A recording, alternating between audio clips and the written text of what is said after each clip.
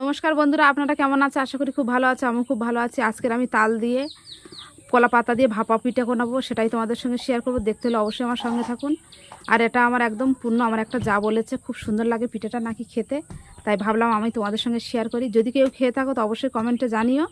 এখানে নারকেল, কলা আর সুজি ভিজানো আগে থেকে ভিজিয়ে রেখে দিয়েছি। তালের পাকটাও ছিল, তালের পাকটা দিয়ে ভালোভাবে মেখে নিচ্ছি। এটা আমার ভালো করে মাখানো প্রায় হয়ে গেছে। আর এখানে নুন, চিনি যেটা দেওয়ার সেটা দিতে হবে একটু অল্প অল্প। আর এলাচের দানা খোসলাটা বাদ দিয়ে দানাটা দিয়েছি। এটা আমার মাখানো হয়ে গেছে। সামান্য একটু দুধ দিয়ে দিয়েছি, দুধটা দিলে গন্ধটা আরও সুন্দর হবে। এখানে কলা পাতা নিয়ে নিয়েছি।